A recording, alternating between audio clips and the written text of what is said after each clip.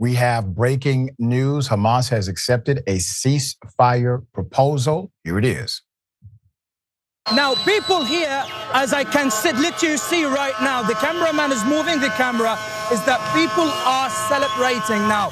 They are celebrating in the entire vicinity of Al-Kuwaiti Hospital. They are so happy about that step that has been taken by the Palestinian side, by Hamas movement, regarding their acceptance to the ceasefire agreement. Now, what we do hear from residents is that they are chanting for the peace. They are chanting for the return. You can right now see how people are celebrating. You can see children. You can see how elderly people, young men are chanting and so excited about the announcement of this step from the Hamas side. They have been, in fact, under wide attacks within the past couple of weeks and days, and they are right now, everyone, including the children, are happy about that step because they believe that Rafah invasion will bring unspeakable humanitarian catastrophe where a bloodbath will be shedded. But now they are so optimistic, and that was completely no longer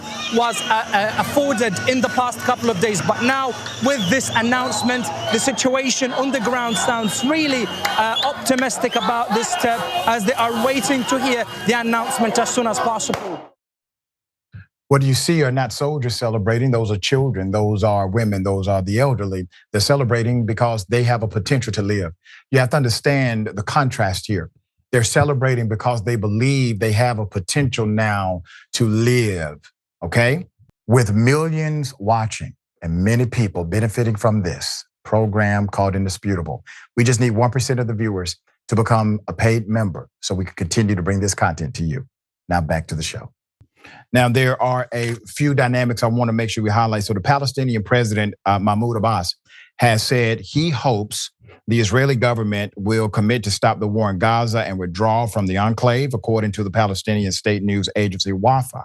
Moreover, the president says a ceasefire agreement was a top priority since the first day of the war in Gaza. Now, to contextualize war, typically that means that you have two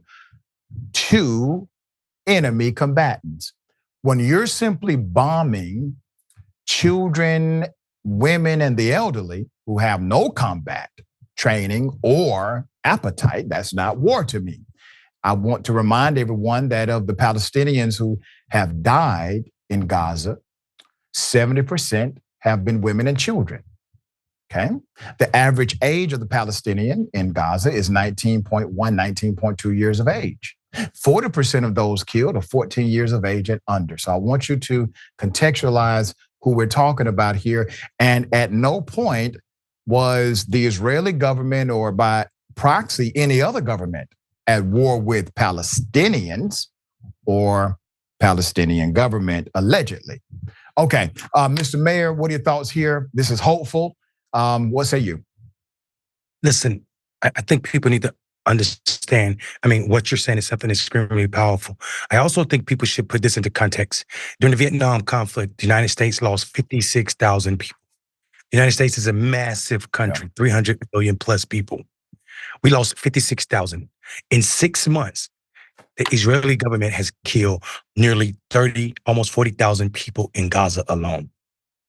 Benjamin Netanyahu has killed almost as many people as we lost in the entirety of the Vietnam conflict in 7 months. And most of those people, as you said, were women and kids who had nothing to do with Hamas terrorist organization.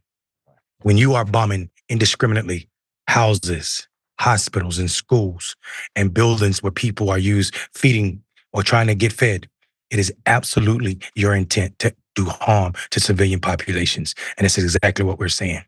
Celebrate the fact that we are ending this conflict, but also acknowledge that it is a humanity crisis that needs to be prosecuted outside of Israel. There will be updates, obviously. This is breaking news. We will follow this and bring updates as they come.